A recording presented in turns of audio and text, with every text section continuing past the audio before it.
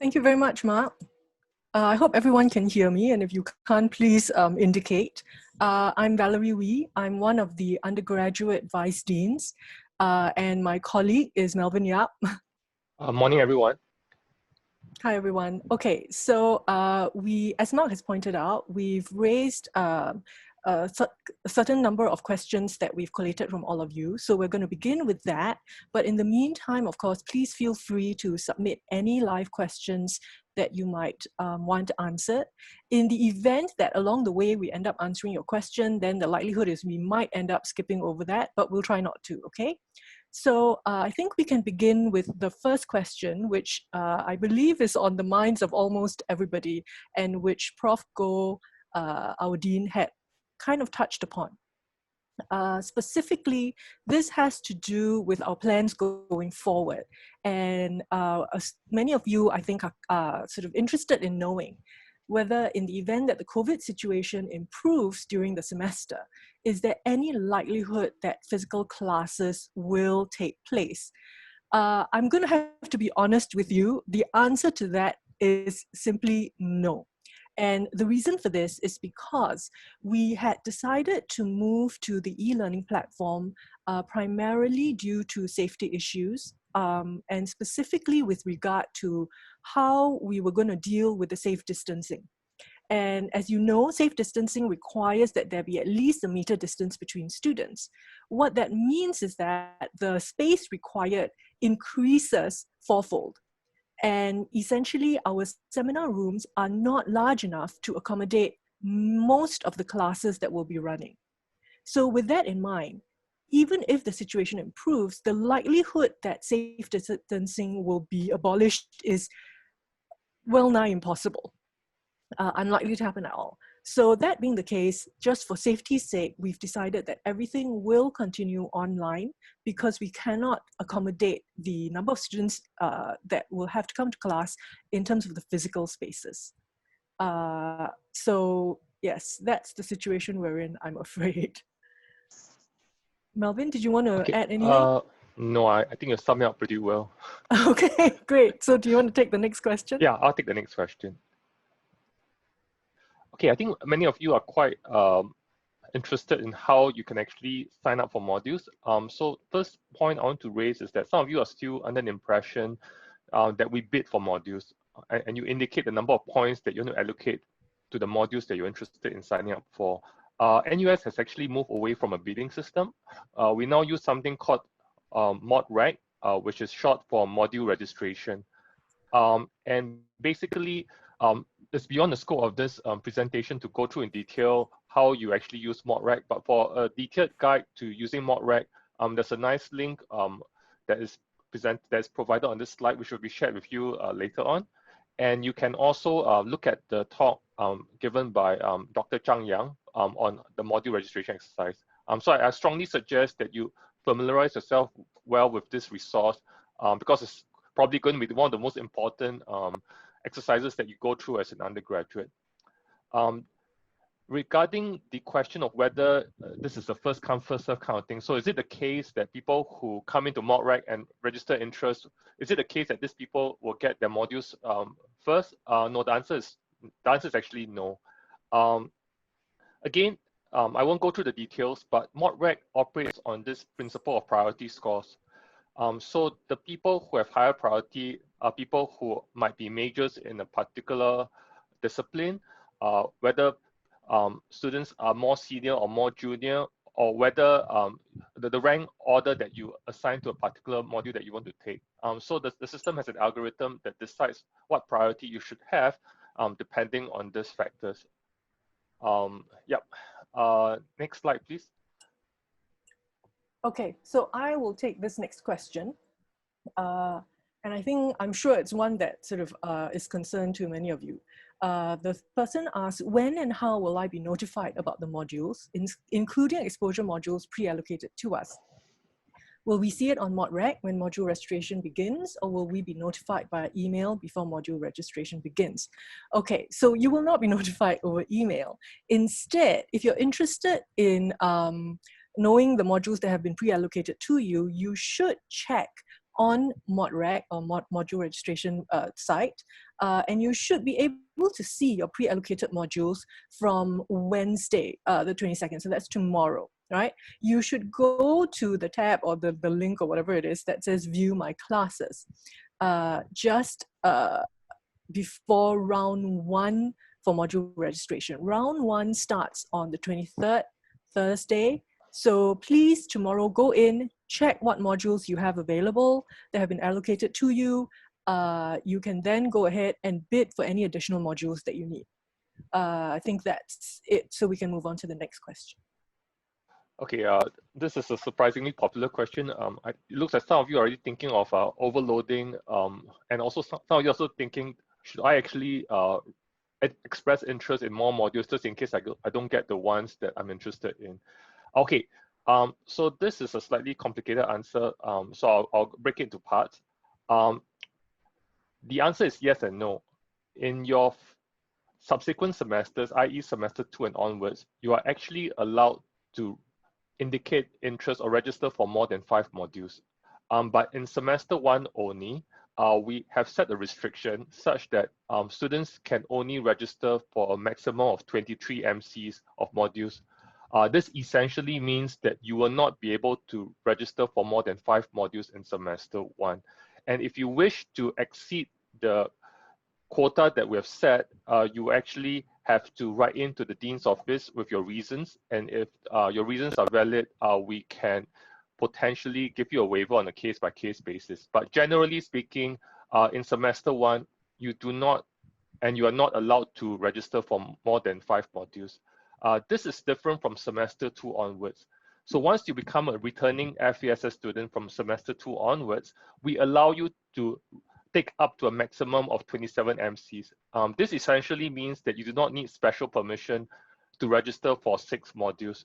And if you want to register for 6 modules and drop one, just in case you don't get one of the modules that you are interested in, that's also an option. So just to summarize, semester 1, you cannot register for more than 5 modules. Semester 2, you can register for up to 6 modules. Okay, I can deal with the next question. Okay, so now we move on from specific module registration questions. We'll move on to timetable questions, right? And someone had inquired, how do I plan for my own timetable? Obviously, one of the things that we've always emphasized with regard to FASS is that you have a great deal of freedom, a great deal of choice in terms of the modules available to you, as well as deciding what interests you the most. So in terms of planning your timetable, the first thing we would recommend is to go to NUS Mods. So it's nusmods.com, okay? And you can use that as a means to figure out what the modules are that you're interested in and plan your timetable. So you will have to register for modules, as we mentioned before, via ModReg at EduReg. And we've already sort of flashed the link for you to figure out how to do module registration. We will be sharing the slides with you, so you will be able to have access to that link. All right. So that's essentially the key thing. So let me then move on to the next question. So Lynn, can you go back? Because there were 2 questions on the previous slide. Yes. So can CFG 1002 and FAS 1103 be taken separately across different semesters? Saw that in the sample study plan, it was grouped together in one sem. Okay, the answer to this actually is no. You actually should be reading both these modules concurrently. This is because both these modules are worth 2 module credits, 2 MCs. So this will help you, if you take them both concurrently, to make up your MC workload count. And it will also help you to fully utilize your timetable for the semester, because these 2 modules are half semester modules. So if you take them together, it essentially means that that particular slot will be taken up throughout the semester, rather than for you to have sort of this random sort of hanging slot where you're not actually registered for any modules, and then you'll have these 2 hanging module credits that you need to complete later on. So as I said, the short answer is no. Please do both these modules concurrently. Okay, I think we can move on to the next Okay, question. I'll take this question, Val. Okay. Okay, so some of you are wondering, what exactly is the modular system? How is the modular system in FASS or FOS different from non-modular faculties like, say, law and medicine? So think of the modular system as um, like a Lego set. So if you're doing an honors degree with us, you have 160 MCs that you need to fulfill, and there are some things that you need to, some graduation requirements you need to clear along the way that are mandatory, but there are also many modules that are what we call unrestricted electives, where you can basically do anything that you're interested in. So if you look at the video that we uploaded, there are a number of requirements that go into the modular system. So as a FASS student, you will have to clear university level requirements, which basically are the general education modules. There will be faculty core requirements, which will be things like the writing modules, career catalysts, as well as the computational reasoning module and faculty exposure modules. And of course, you have the major requirements. So if your major is, say, philosophy or psychology or history or Chinese studies, there'll be a bunch of modules that you have to do in order for you to clear that major. And perhaps the most interesting part of the modular system is this notion of unrestricted elective modules. So you will get 36 MCs, which maps onto basically 9 modules that you can play with. And you can do anything you want. You can use your UEs for internships. You can use your UEs for to do cross-faculty modules. You can use your UEs to do a minor or even a second major. So basically, we want you to, we're giving you this space so that you can exercise your creativity and to do whatever you're interested in, as well as things that allow you to fulfill aspirational goals. Okay, the second question has to do with what students should actually be doing before they declare their major. So most of you, I think, will be declaring a major sometime in the second semester, third semester, or fourth semester. So if you haven't declared your major, what should you be focusing on? And our recommendation to you is to clear the faculty and university requirements. So this will include modules like the general education modules that are offered across the university, as well as the faculty requirements. So this will be the faculty exposure modules.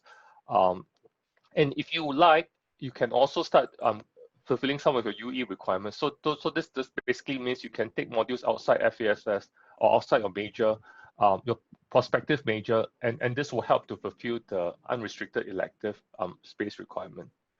Okay, that's all I have. Next slide, please, Lynn. Okay, so this has to do with double degree programs. If you remember, we do offer a range of them. We have 2 different types of double degree programs, obviously. We have the structured double degree programs, which means that the pathway has been already put in place, okay? But we also have double degree programs which you can decide to sort of apply for and create for yourself, okay? So these are not structured. So both are available. In terms of double degree programs, there are, of course, those who have been directly admitted already. So though, you know, if that's you, congratulations, and you're fine. But if you haven't been admitted directly into the double degree program, or you're interested in creating your own double degree programs, that is an option that is entirely available to you. How will you do this? First, you can apply for the double degree program, but this cannot be done necessarily in your first semester. This cannot be done in your first semester, okay? You have to apply after you have accumulated at least 60 module credits, 60 to 80 module credits, okay? And there is a bit of a gate in that having completed the 60 to 80 module credits, you must have attained a cap of 3.75. Now, the reason for this is really to protect you, because we are all aware that the double degree program is a very challenging one, right? It's a very heavy sort of commitment. So we want to make sure that you are not taking it on when perhaps you are not able to cope with it. So the cap of 3.75 is there to make sure that, okay, you know, you can cope, you're doing well, and you can then proceed to the double degree program.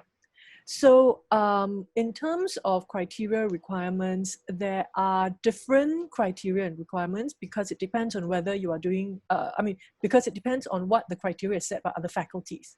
So our advice to you actually is please write to FASSHELP, FASHELP, with your study plans. Once you submit it to us, we will review it, and then we will be able to provide the advice that will be most helpful for you to then go about putting together your double degree.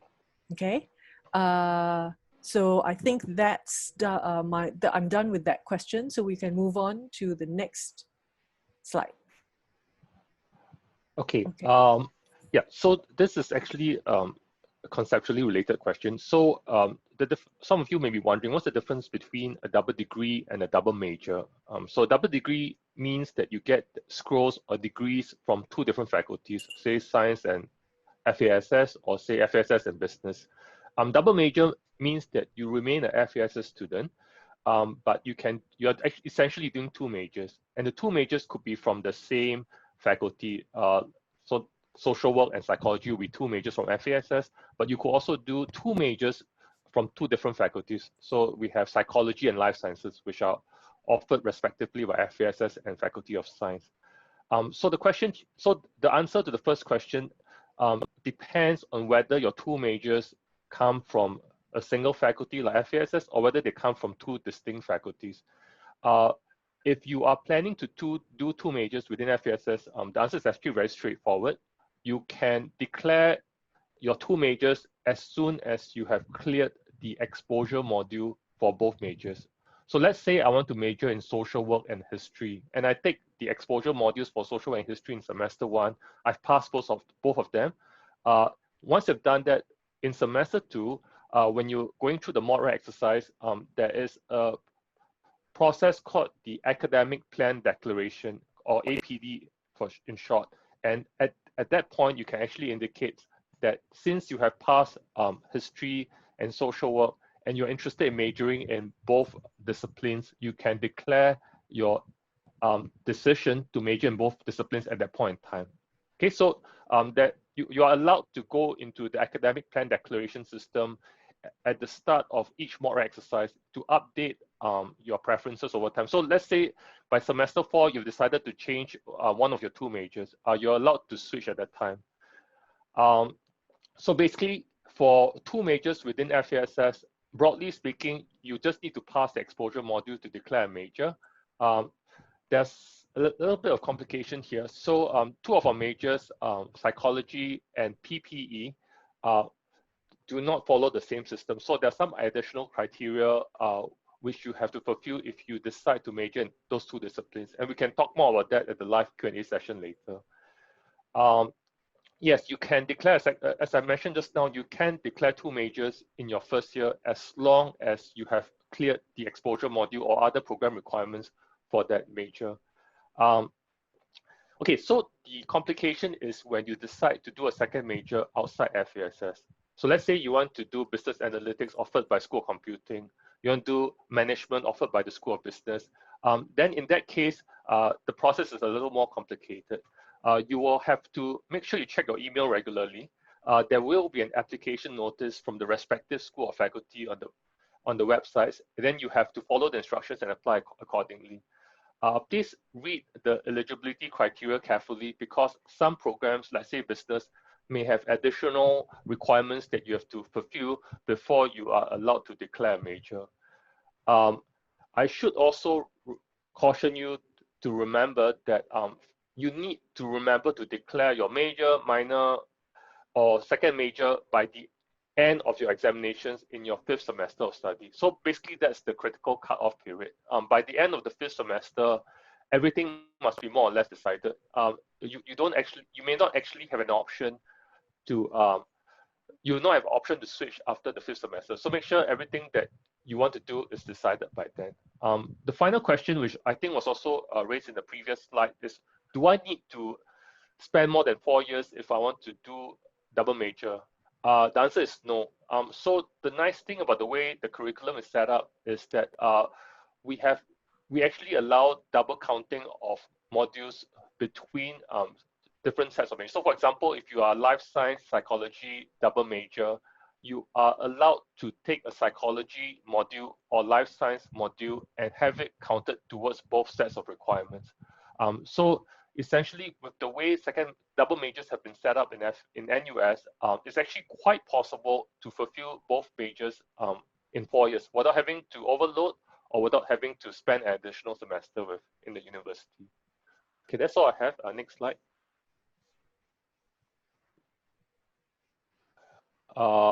Okay, I can take this question as well. Yes, you can take modules that are related to the 2 majors of interest. So let's say you're interested in majoring in history and geography. As long as, so obviously you have to clear the exposure modules for both disciplines before you do other modules in that discipline. And you can actually read those modules as long as you've already fulfilled whatever prerequisites that are associated with the higher order modules. Okay, next. Okay, Val, you want to take this? Yeah, sure, I can do this. So there are students out there who might decide that actually they are not interested in a double degree and they may or may not want to do a double major. But let's say you have specific interests perhaps in another topic, but you don't necessarily want to go into it in depth enough for a major. You can do a minor, okay? And for those of you who are interested in doing that, the question is, how do you apply for a minor? Well, the good news is you don't actually have to apply for a minor. Essentially, our minors are all open minors. And what that means is that you can basically declare it as a minor, go ahead, fulfill all the requirements for that minor, which essentially means take the 6 modules. Different minors have different requirements. Some have specific core modules you have to take. Some are a little bit looser, but you just have to make sure that you fulfill those requirements by the time you graduate, and you will have received your minor. Okay, so basically declare your minor on the academic plan declaration, during the academic plan declaration exercise, which again is on my EduRec, and this takes place at the beginning of each semester. Now, do note that you can only submit the declaration once per semester. So don't think that, oh, I'll do this, oh no, 2 weeks later I'll change my mind and I'll do something else, okay? That's actually not a good way to go about it, okay? Instead, go in, before module registration, you can make your minor declaration, and then if you change your mind along the way, then you'll have to wait until the next semester before you can go in again and change your declaration. But like I said, there is no application process per se. All right? Okay, shall we move on to the next question? Okay, so this question is sort of related to the other question on double major. So as mentioned just now, at the beginning of every semester, during the when you go into the mod rec system, there's a place where you can actually do your academic plan declaration. So this exercise, the earliest it will take place is actually in your second semester after you have cleared semester 1 coursework. And in the academic declaration plan system, you can indicate which subjects or which disciplines that you want to major in. And as Prof. Wee just mentioned just now, this is done once per semester at the beginning of the mod rec exercise. Once you're committed to your decision, you're basically stuck with it until the following mod rec exercise in the following semester. And so be very careful before you make your decision. Don't do it casually, because you will have to wait till the next semester before you can make any changes that you want.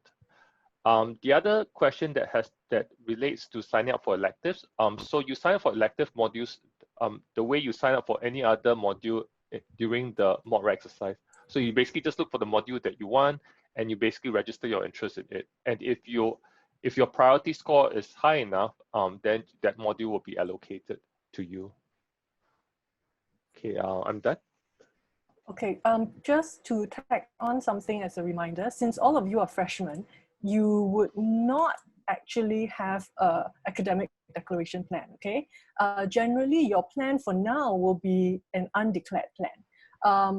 The only exception to that are for the students who have been directly admitted into our structured double degree or double major programs. So those are the only students who would have declared major plans on the academic declaration plan site. But if you see yours is undeclared, don't panic.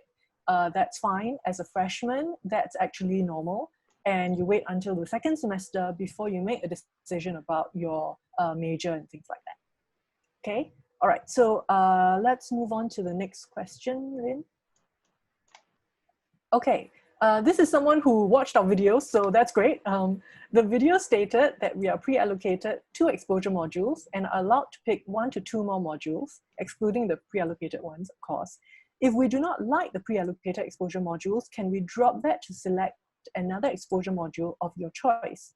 The answer is yes. Remember, we always say that you do have some degrees of freedom. You do have the right to choose here.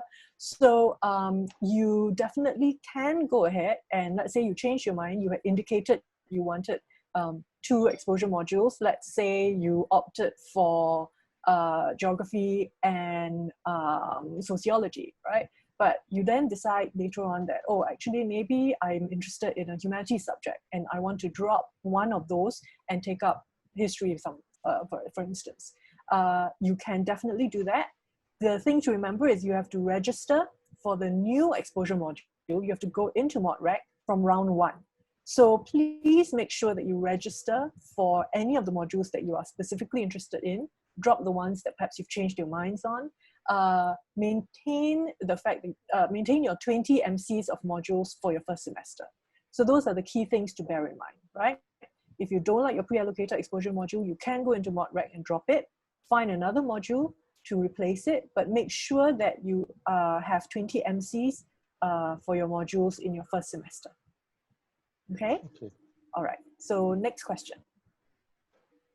Okay, I'll take this. The simple answer to this is that there is no minimum criteria for taking a minor. If you decide that you want to do a minor and you declare your interest in taking that minor, as long as you've fulfilled the program requirements at the point when you file for graduation, you will receive the minor.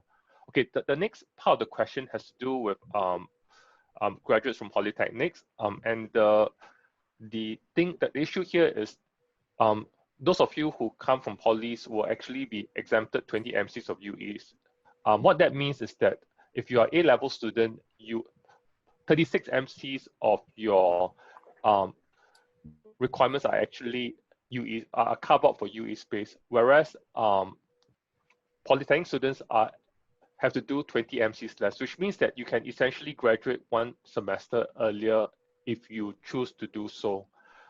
However, the implication here is that you actually have less UE space to do things like minors and second majors. So if you decide to do a minor, it means that virtually all of your UE space will be used for the minor. And if you want to do a second major, it will also mean that you actually have to read modules in excess of your technical requirements. So the main implication here is that you will have less UE space to play with. It will not affect your candidature, but if you're doing a second major, you may have to take some extra modules above and beyond your UE requirements in order to get the second major. But if you plan carefully, you should still be able to graduate in the usual amount of time, and you do not have to overload or spend an additional semester here. Okay, I'm done. Okay, so I can answer this, but I will also probably hand it over in the second part to Prof. Yap because he is from the Department of Psychology. So first, the question is, can I know more about the guaranteed major scheme? Okay, so with regard to FASS, we do not, with a few small exceptions, we do not have gateways, we do not police what major you want to take. So you are free to take any major that you are interested in, with a very small number of exceptions. What that means basically is if you come in and you are interested in majoring in economics, or you're interested in majoring in philosophy, or you're interested in majoring in communications and new media, there are no gateways. You have made your decision. Go ahead, pursue it with all our goodwill. Okay, so that is what we mean by it is a guaranteed major, in that there are no obstacles that you necessarily have to overcome to do it. You make your decision and you go ahead and do it. Okay, but if you listened closely, I did mention a few exceptions. Now, one exception is psychology. Psychology does have two sort of gateways. They essentially need you to achieve a B- in the exposure module and in a statistics module. And I want to emphasize the fact that there is no negotiation on that. Okay, I'm going to play the bad guy here and essentially tell you that if you do not meet the B-, you will not be able to major in psychology. All right. Now, the reason for that is not because we like to be mean and cruel and sort of test you unnecessarily. The reason for this is because the B- is there to ensure that you are able to do sufficiently well in that major to benefit. Okay. I'm going to hand it over to Prof. Yap, since he does have the insider view of this scheme. Okay, this is probably one of the most popular questions we receive. And as Prof. Wee has pointed out, this is not a requirement that we frivolously implement. There are important reasons for the two gates, and they are there largely to protect you. So some of you who have not done psychology before may actually not realize that psychology as a discipline is very much an empirical and scientific kind of enterprise. If you are a psychology major, you will actually spend a large part of your time with us learning how to do experiments, learning how to analyze data, being able to go through published research, look at the quantitative analysis that are done, and to be able to make sense of them. And so as a result, the two gates that have been implemented are based on the exposure module, which basically gives you a survey of what psychology is about. But the second module is actually a research and statistics module, the first one that you have to take as a side major. And it's very important to us that you show that you have both the aptitude and the capacity to handle the quantitative requirements of psychology. And the reason for this is that if you cannot get a B- for PL 2131, this will actually create a lot of difficulty for you down the road. You will not be able to do the second stats module. You will have difficulty processing the quantitative analysis in the modules that you take. You will have difficulty doing empirical research with us. So basically, the statistics, competency statistics is not something that is isolated to specific modules within psychology. It basically it's a team that runs through the whole of your psychology training, up to your honors here. So it's very important that you actually are able to handle the quantitative requirements well. The other point I want to bring up is that B- is actually not a difficult grade to get. I don't know what your seniors have been telling you, but basically you have to work quite hard in a module to get below a B-. If you follow the lectures, if you keep up your readings, if you do the minimum required to do your assignments and test prep, I foresee that virtually everyone who does these things will get a B- or higher. And indeed, the counterpoint is that you actually have to work quite hard to get a C+ and below. So don't worry about the B-. If you put in the required effort, you will be able to clear the two gates. And if you don't get a B- for the two modules, then this is actually a warning sign to you that perhaps psychology might not be your cup of tea. And in that case, there are actually many other options available for you within FUSS. So if your desire is to actually make societal impact to help people, we have majors like social work, where you can actually do that very effectively. And if you just want to learn more about psychology, you can also be a psychology minor. In that case, the two gates don't actually apply to you. Okay, Val, is there anything else that we should to say, or is that? No, I think that pretty much covers it. Okay, all right. Okay. Yeah. Okay. All right, I can deal with this one. Okay. Okay, so we have someone who is very interested in the concurrent degree program, and this is the program where you enter as an undergraduate. You spend your time first acquiring your bachelor's in social sciences with honors, and then automatically move on to the MA in public policy. Okay, so this means that you get 2 different degrees during the time that you are here. So the student is asking, is it possible for students to manage a CDP with a minor or a language sort of minor, or do we need to drop our minor?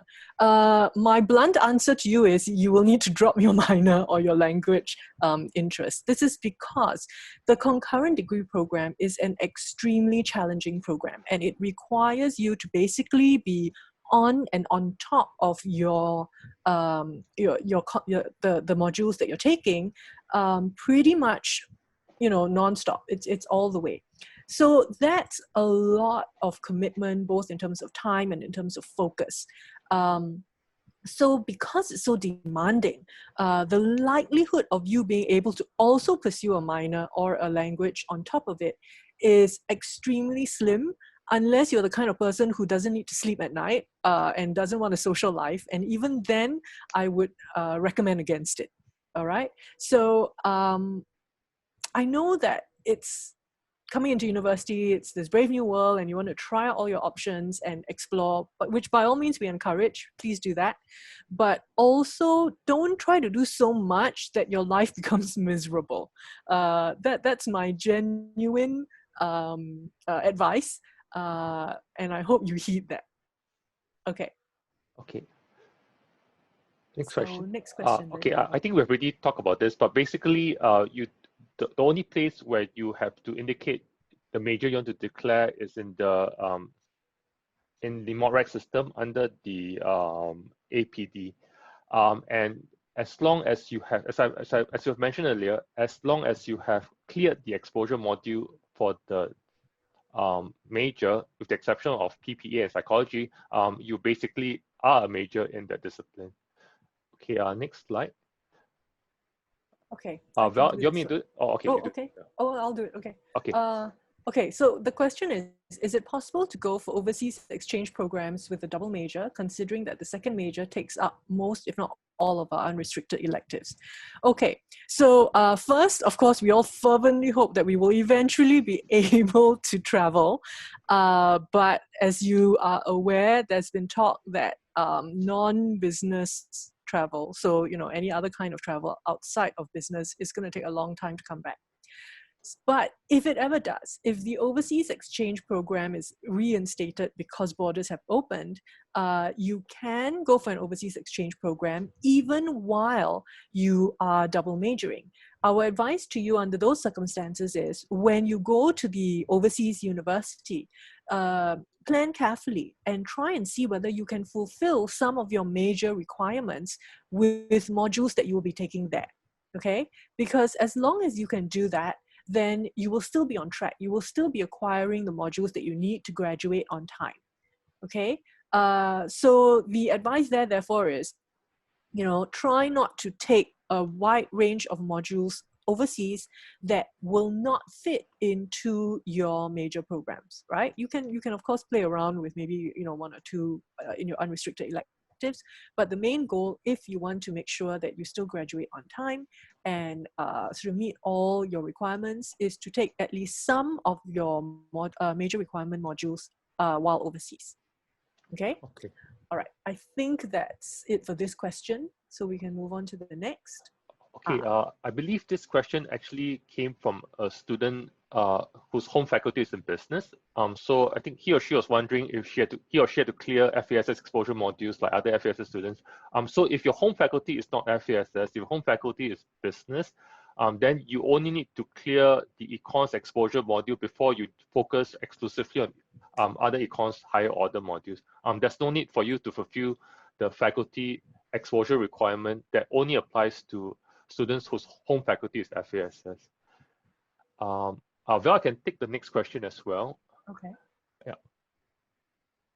Okay, so this question has to do with GET 1050, which is the computational reasoning module. So the vast majority of you will be doing the computational reasoning module, and it will be used to fulfill two requirements simultaneously. The general education thinking and expression pillar, as well as the computational thinking requirement. However, it is possible that some of you already have some sort of coding background, and you might think that GET 1050 is not challenging enough for you. So for those of you who want to go straight into a coding module like CS 1010, yes, CS 1010 will fulfill the computational thinking requirement, but that does mean that you have to take something else to fulfill the thinking expression pillar. So GET 1036 will be perfect for doing that. And you don't have to limit yourself to GET 1036. Obviously, any other GET module within the curriculum can be used to fulfill the thinking expression pillar. So just to sum up, only if you're doing GET 1050 will you be able to satisfy both sets of requirements with a single module. If you're thinking of doing any other module to fulfill computational thinking, then you have to take another GET module to fulfill the thinking and expression pillar. Okay, I can answer the next one. Okay, so this is from a student who entered FASS with a direct admission for a double major in CNM and psychology. However, you decided to pursue a minor in psych instead. Okay, so when do I change my academic plan declaration and declare a minor instead? Well, I think we've actually already answered this question, or at least you can figure it out from what we said before.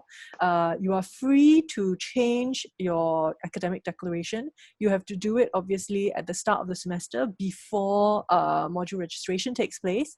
So you can do it at that stage and change your major to the minor, okay? And I think that pretty much answers that question.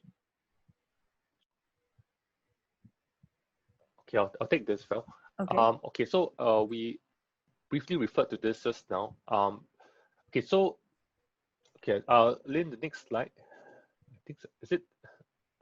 Well, they're both double counting slides, so I suppose. Oh, they both does. Are they both double counting? Okay, I actually. Oh no, sorry. they're not. Sorry. Okay, sorry, but I think you better take this one. Then I'll take the double count. You take the Lynn, can you go I'll back take the one slide? before. Yeah, Lynn, go back. Yeah. Okay. Okay, so this has to do with FASS with a double major in psychology and management. So will you be able to switch majors if you happen to find something more suitable? Now, the thing to note about this particular situation is you have a double major in FASS, and then management is not in FASS, okay?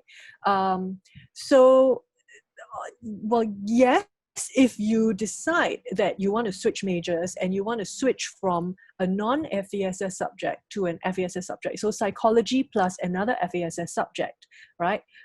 You can do that very easily. Basically, you have to declare your two new majors using the academic plan declaration in ModReg. And like I said, it happens at the beginning of every semester. And the thing to remember, of course, is you have to have met the major prerequisites, if there are any, okay? But if you want to change your major to another major that is not within FASS, right, then you have to figure out what the application process is for these subject majors. My advice basically at this point, because I don't want to go into any specific details, is you can write into FASS Help and we will be able to advise you on how to go about doing that. All right. Okay, next slide. Yeah, I think actually the next two slides are about double counting. Yeah, I can take the double counting. Okay. Lynn, can we advance to the next slide?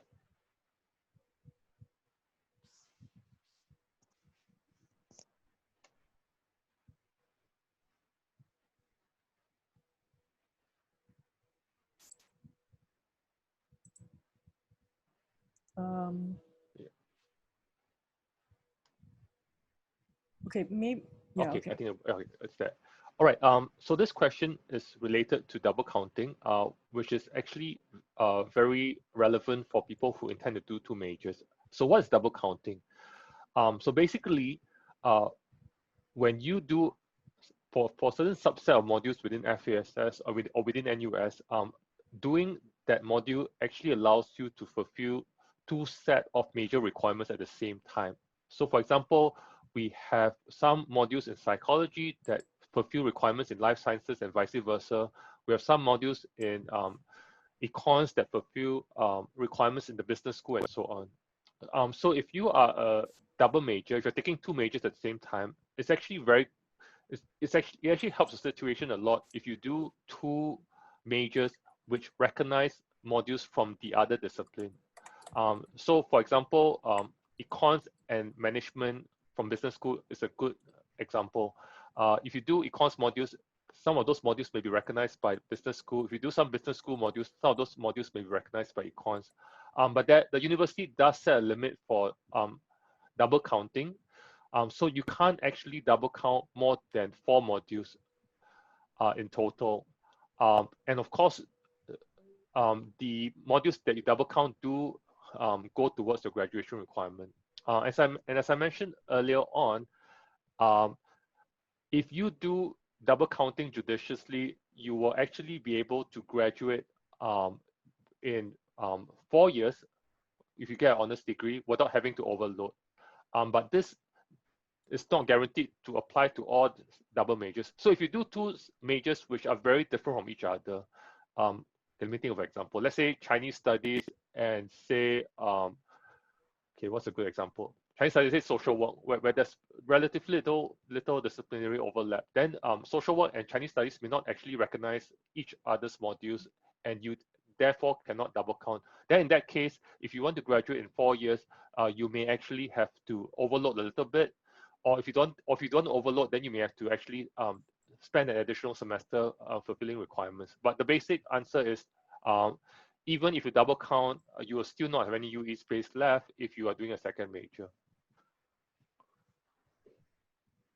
Okay, I'm done.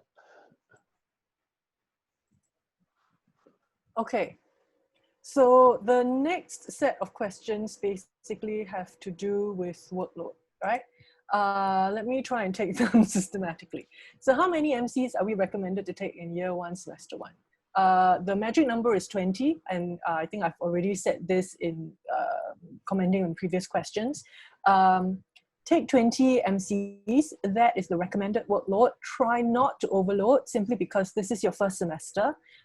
And our advice is always to take the opportunity to settle in first, try and figure out, what's expected and required of you. You heard me go on and on in the video about academic culture. And, hearing me talk about it is one thing, experiencing it and sort of adjusting your mindset to it is another, and it can take a bit of time. So for that reason, we advise against overloading. Okay, so which leads me to the next question: is it possible or advisable to overload modules in the first semester? It is possible, as Prof. Yap has already mentioned. You can write in with your justifications, and we will evaluate it. But it is not advisable. Okay, don't overload and stress yourself and take on more than you're prepared for, because university life is a very different experience from what you might have experienced before. Okay, so yes, it's possible, but no, it's not advisable. What is the faculty minimum workload per semester? I believe it's 18 MCs, which is why we say take 20. Because most of our modules carry a 4 MC workload. Can you register for more modules beyond the recommended workload? Well, actually, I'm not sure if ModRec allows you to do this. We do have students who will register for modules, and then sometimes they have interest in 2 things, but they can't decide between them which one to take, and then they register for more modules and then end up dropping another one. But actually, I'm not sure whether ModRec allows you to overload without our permission. Well, I think it's not more than 27 MCs from the second semester onwards. Yeah. Okay. So hope that answers the question. Are students allowed to fast track their studies by taking more MCs in each semester? Yes. After your second semester, you can go and take a few more MCs and overload. I think I've answered the minimum and maximum allowed for each semester. But I suppose the question about fast tracking your studies is to ask yourself why you want to fast track it so much, right? Sometimes you have compelling reasons, but if the goal to fast track is simply to fast track, I would advise against it. Make the most of your time while you're at university. Okay, I think that should answer. Okay. Yes, okay. Since I'm from psychology, I'll take this. Simple answer is yes, you can. In fact, I know of a student who worked for me as a research assistant who essentially fulfilled honors requirements in 3 years. But it's something that you should think super carefully about before you decide to do it. As Prof. mentioned just now, it's likely that you have to take between 6 to 7 modules every semester, and that essentially means that you have next to no social life. It also means that you'll get very little sleep, and honestly, you only go through university once in your life. Do you really want to rush through it so quickly and go out into the working world where you will spend your time working until you're about 65 or older?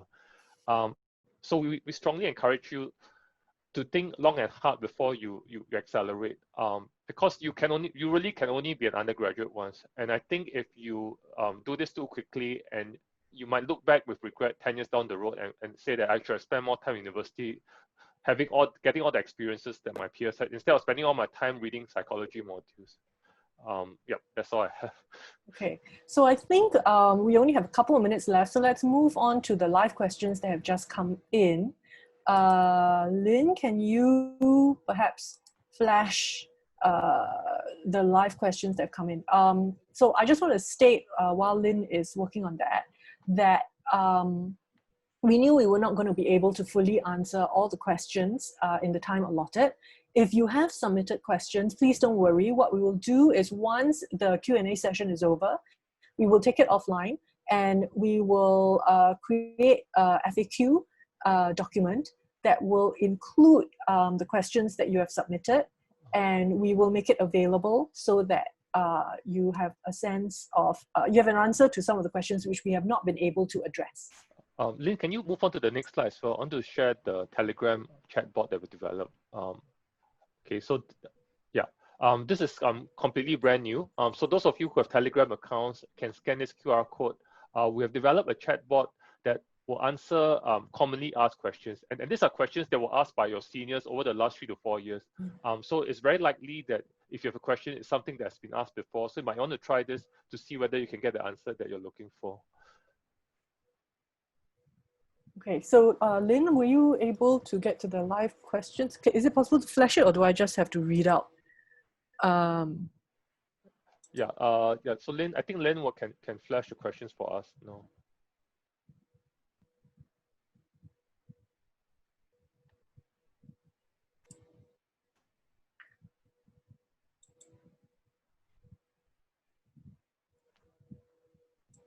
Oh, Belle, do you want me to read to you and then you answer? Would that be... Well, I actually have it on my okay.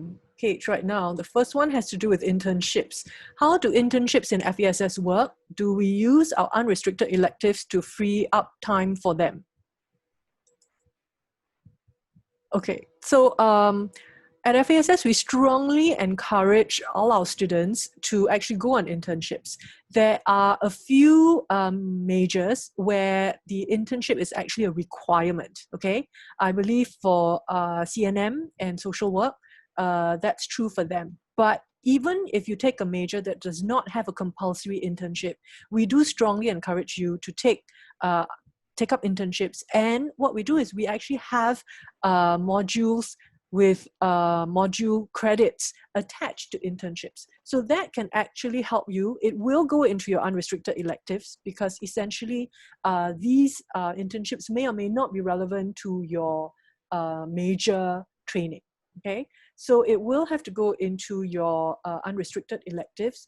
And the good news, as I said, is that if you take them with the module code, you will get the module credits that are sort of linked to the internships. Does that cover it, Melvin? Anything else to add? Yeah, I just want to say just a little extra. You do not have to do internships only if you can get modular credits for it. So the internship experience is valuable above and beyond any MCs that you get for them.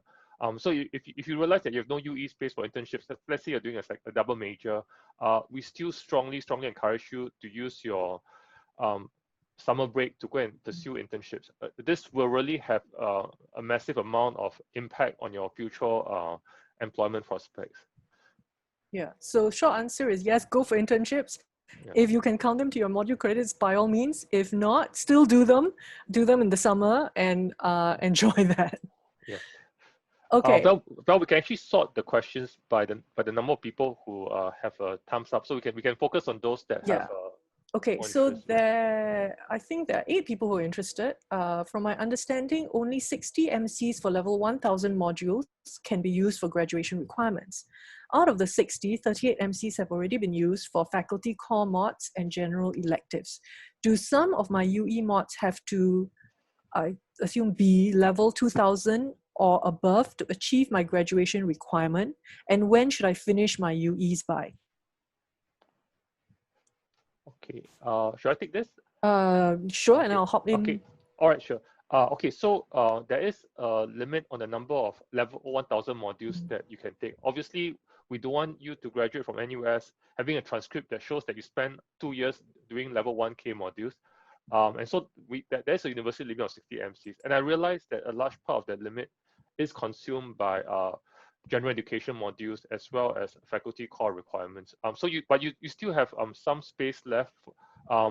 And if you want, you can populate some of your UE space with level 1K modules. But the important point about UE space is that you can put anything inside you want.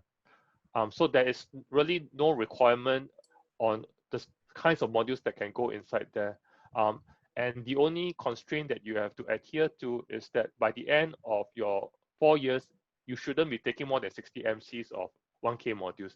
If you read above and beyond that limit, then the extra 1K modules will not actually count to your graduation requirements. So that's the only thing that you need to note. In terms of when you need to finish your UEs by, completely up to you. Lots of individual differences. So some people finish it as early as possible, but I've known many students who do UE modules in their final graduating semester. So again, plan, depend, and do what works for you. Yeah, and also just to add, when you talk about UE space, remember that the UE space is also where you can park your minor, your your double major. So under those circumstances, you will have to take level 2000, level 3000, right? Because to fulfill the minor or the major requirements, there is a series of modules that you have to take to sort of fulfill it to get the recognition.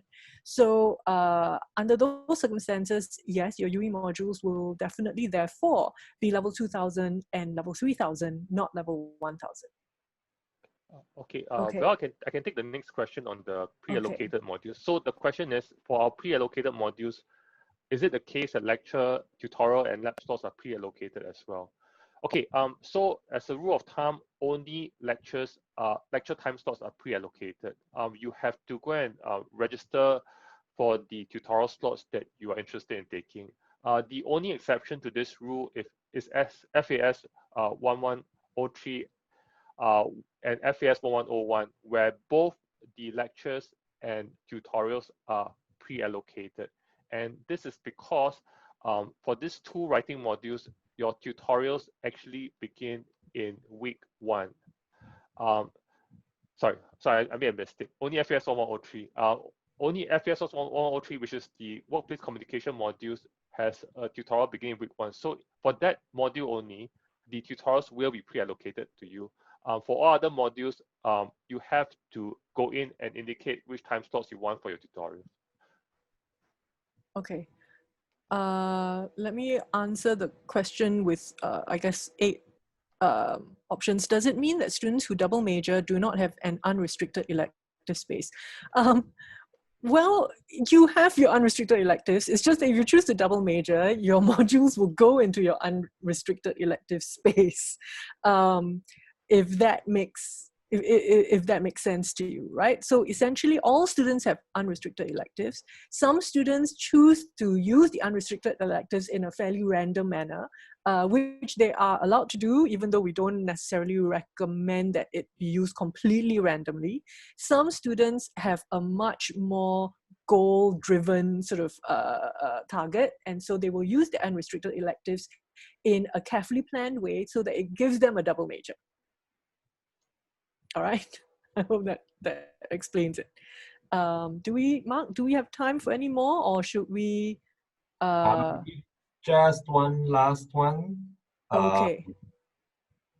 Yeah, there's another question that has about 9 upvotes right now. Okay. Would we be able to know what modules are pre-allocated to us prior to the start of module registration this Thursday? Yes, one of the questions that I answered early on during the session highlights the fact that you should be able to go into ModReg from tomorrow onwards and view the modules that have been pre-allocated to you. At that point, if let's say you wish to change your mind about the exposure modules that have been pre-allocated to you, you can go in and drop that and then secure an alternative module that is that you're more interested in. Does that answer the question? Is there anything that I didn't address? No, I think we're good. Yeah. Okay. Yeah. Okay, thank you so much, profs. I think we've come to the timing, so we'll probably have to draw this session to a close. Okay, so just one quick point. Thanks to all of you for participating in this. And as Prof. mentioned, we wish we had more time, but we clearly don't have enough time to answer everything here. So what we will make this recording of this available for you to look at again. And we'll also make sure that there will be a FAQ describing both the questions and answers. So if you feel that if you miss something out or you join us late, just go to the publish FAQ and take a look at the answers there, and also consult the other resources that we have hyperlinked to. Val, anything else? No, just wanted to also express my thanks for the incoming students who joined us. I want to also express my thanks to all the people behind the scenes who have been managing this entire webinar so smoothly and doing it, making it such a calm sort of experience. I wasn't sure it was going to be. And finally, I want to welcome everybody. And I know that we're only doing this sort of online with e-learning, but eventually when things get better, I definitely look forward to seeing all of you on campus one day. All right. Yes. See all of you on campus. Have a good day, everyone. Yeah, take care. Take care.